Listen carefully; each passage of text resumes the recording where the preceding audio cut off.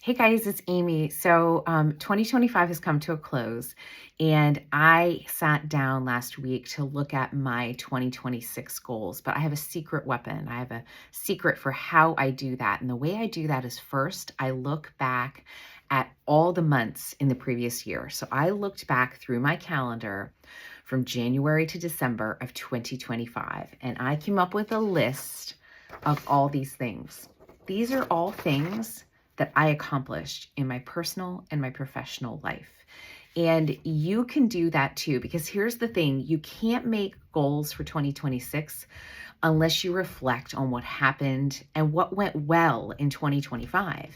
And so I've been doing this exercise for 3 years now. So whenever you're watching this video, it does not matter what year it is. This is an exercise that you can do to set yourself up for success in the next calendar year, because we forget. I tried to do this without looking at my calendar first, and I jotted things down, and then I went back and I'm like, oh my gosh, there's so much more that was here in the past year. And so before you start making some goals for 2026, reflect, give yourself some credit.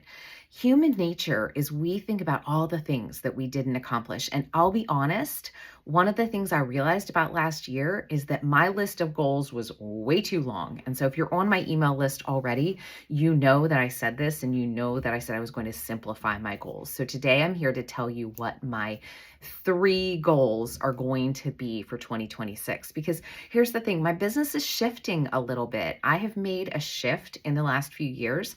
I have started focusing solely on coaching since the pandemic for obvious reasons. And I love coaching. It lights me up. My husband sees the smile on my face after I've been on a coaching call or I've left a voice memo for somebody, and he is just like, this is what you're meant to do. And I really, really feel that way.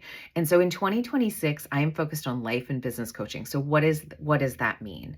That means I am still helping you to organize your home and your calendar and all the chaos of clutter that is happening in your life in whatever form that is.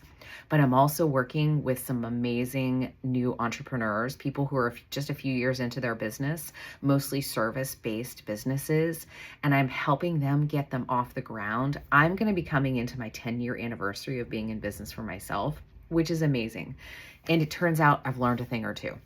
And I love sharing that with my coaching clients. And so what I have said is that my business is for women, busy women who want less but better. And you're like, less but better? What the heck does that mean, Amy? Well, that means less stress, less chaos, less clutter, less time wasted on activities that are not affecting your life or your business in a positive way. And so if that sounds like you, I hope you will subscribe to my YouTube channel, because I'm going to tell you why I'm doing this here on YouTube to begin the year. There's a reason. I've got 3 goals, and I promised you those. The first goal is to grow my coaching program to 10 amazing clients. I'm well on my way, and I just love working with every single one of them. And I know that they're going to be even more amazing clients in 2026. My second goal is to post a YouTube video every single week, short or long, doesn't matter, but there will be new content here for you to watch. So in the spirit of helping me with this goal, would you subscribe? Would you leave a comment? That would be wonderful. I would be so grateful. And the third goal is less wasted screen time. So one of the things that I encourage my coaching clients to do, because we all have sort of this love-hate relationship with social media. Sometimes it pulls us in, it sucks us in, and we don't want to go down that rabbit hole of reading or watching a bunch of reels that we really didn't go there to watch in the first place. And so I want you to I think of my social media as contribution, not consumption. So if you too are using it for your business and you're struggling and you're like, gosh, Amy, how do I keep those boundaries?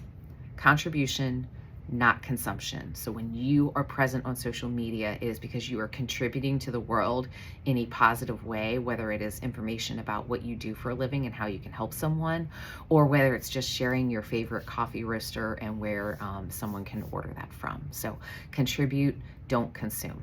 And so those are my 3 goals. That is it. I am going to keep it simple this year, which makes a lot of sense given what I do for a living.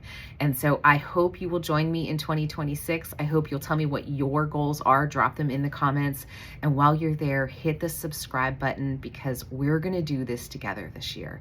And I'm just so excited to get started. So thanks for watching. I'll talk to you soon.